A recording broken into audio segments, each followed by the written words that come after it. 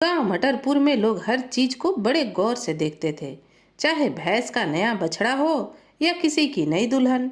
लेकिन जब हरी राम और चमेली की शादी हुई तो पूरा गांव जैसे फ्री का सिनेमा देखने लगा। शादी के बाद पहला ही दिन था और गांव की औरतें नई बहू को देखने के लिए बेताब थीं। राम प्यारी काकी, सुखवंती मौसी और गोपाल की चाची अपनी साड़ियां समेटकर तेजी से दौड़ी।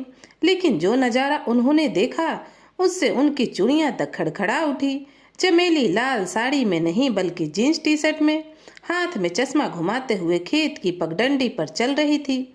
हरीराम, जो कि गांव का हट्टा कट्टा छोरा था, घर में बर्तन धो रहा था। गोपाल की चाची ने जल्दी से अपने चश्मे साफ किए और फिर देखा, मगर नजारा वही का वही था। अरे राम, ये क्या अनर्थ हो गया। सुखवंती मौसी ने अपने गाल पर हाथ मारा। गांव की सारी औरतें कुएं पर इकट्ठी हो गईं और वहां गपशप महासभा शुरू हो गई। राम प्यारी काकी फुसफुसाई, अरे बहन, ये कैसी बहू आई है, खुद घूम रही है और पति को घर में झाड़ू पोछा करवा रही है। सुखवंती मौसी ठहाका मारते हुए बोली, हाँ रे, हमारे आदमी तो बीड़ी पीकर चौपाल पर बैठे रहते हैं और यहाँ बेचारा हरीराम चाय बना रहा है। इधर चमेली, जो कि नई दुल्हन थी, सब सुन ली। अकड़ते हुए बोली, क्यों काकी, औरत घर का काम करे तो ठीक और आदमी करे तो गलत। बराबरी के जमाने में जी रहे हैं। राम प्यारी काकी ने फटाक से जवाब दिया, अरे बहू, बराबरी की तो बात छोड़, पहले ये तो बता कि शादी के बाद पहले ही दिन से तेरा हरीराम बर्तन क्यों धो रहा है। ऐसी बात सुनकर गांव की औरतें हंसते हंसते लोटपोट हो गई। हर घर में हरिराम की राम कहानी चलती और इधर अपने घर में हरिराम की हालत और भी खराब थी। सुबह मुर्गे के बांग के साथ उठता और फिर झाड़ू पोछा करता, फिर चाय बनाकर चमेली को बेड टी देता, दोपहर में दाल चावल बनाता और बर्तन मांजते वक्त आंसू बहाता और शाम को कपड़े धोते हुए मन में गाना गुनगुनाता। एक दिन बहू भी काम करेगी। गांव के आदमी उसे देखकर छेड़ने लगे, का रे हरिराम, आज तेरा मेकअप हो गया कि नहीं। अरे घर का काम छोड़, कभी चौपाल पर भी दिख जाया कर। हरिराम बस झेप कर मुस्कुरा देता। अब गांव मटरपुर की औरतें अब हर दिन एक नया मजाक खोज लेती। जहां भी देखो हरिराम के चर्चे। कभी कोई कहता, अरे बहू तो खेत में घूम रही है और घर वाला बेलन घुमा रहा है।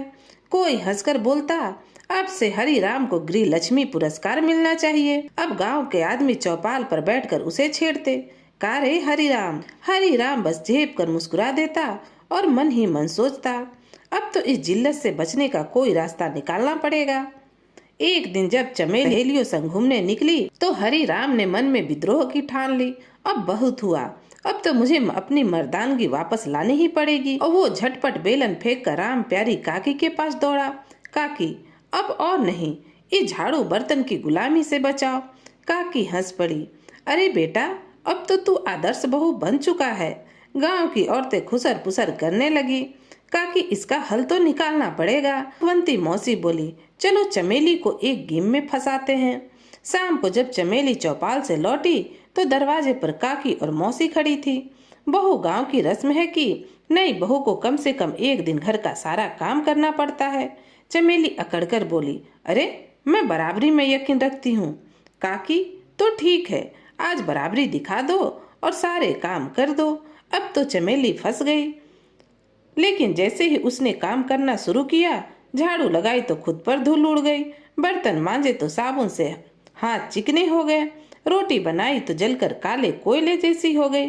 हरिराम ठहाका लगाकर हंस पड़ा, वाह, अब समझ में आया गृहलक्ष्मी बनने का मजा। गांव की औरतें भी ताली बजाने लगी, बहू फंस गई, बहू फंस गई। आखिरकार चमेली हाथ जोड़कर बैठ गई, बस अब और नहीं, घर का काम तुम्हें ही सूट करता है हरिराम। हरिराम मुस्कुरा उठा, मतलब अब बेलन मेरी जिम्मेदारी नहीं। चमेली बोली, नहीं।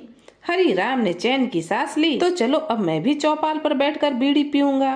गांव के मर्दों ने तालियां बजाई कि हरिराम भाई घर वापस आ गए।